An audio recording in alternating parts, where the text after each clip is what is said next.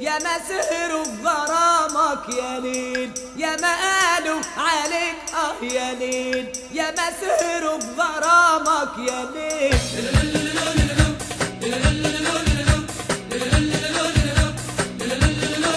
Let me look at my list here, because I have a list of things that make me crazy about this dance. Some of the misconceptions.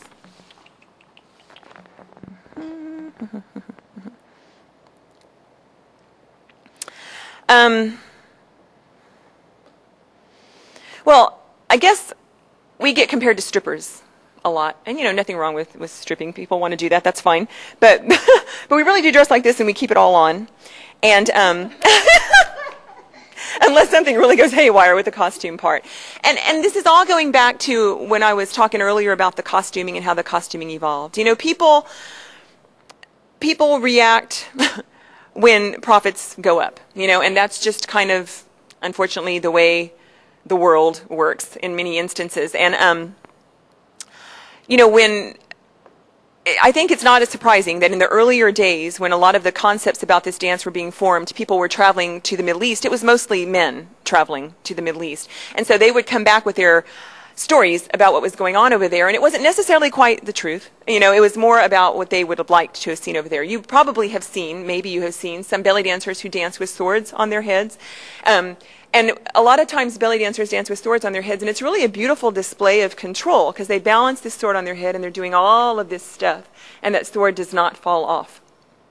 And it's really a cool display of the kind of isolation technique that is required to execute this dance. But people like to suggest that dancers over in the Middle East dance with swords on their heads because they can find paintings from the turns of various centuries of male painters who painted Middle Eastern women with swords on their heads. There is absolutely no historical basis for this. I have read article after article in Middle Eastern Dance Journal, everything.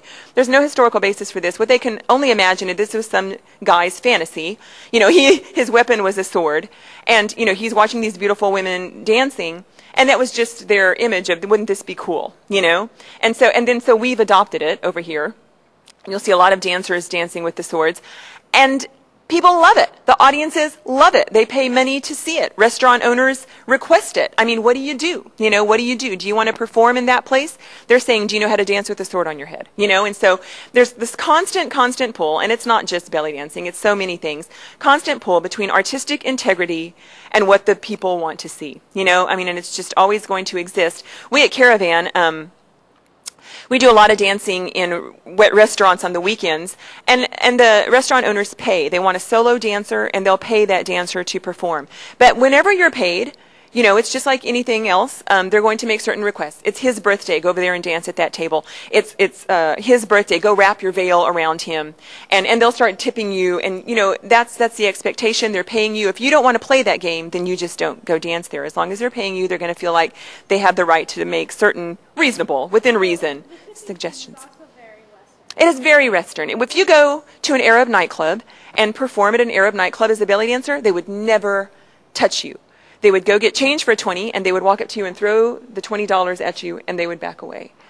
And they would never shove it in your costume. Yeah, we've created that idea and fostered it in many instances, in many unfortunate instances. That's why at the studio, we grab our own gigs. We create a lot of our own gigs, a lot of our own shows, a lot of our own circumstances where we're in control. We're not getting paid.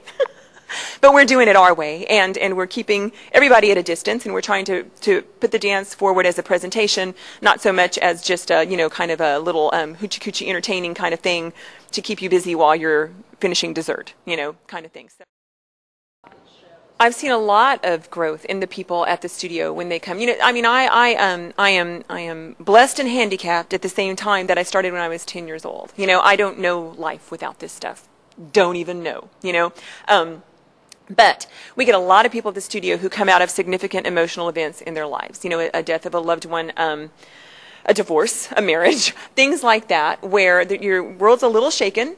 So you might as well try something new anyway, and it ends up really helping them get grounded. There's something about getting control of your body in a really good way. You know, there's something about that, and it helps you connect, I think, and it just serves many purposes. And I've seen a lot of people who really come out of their shells and who get a lot of more confidence, increase their self-esteem through this dance.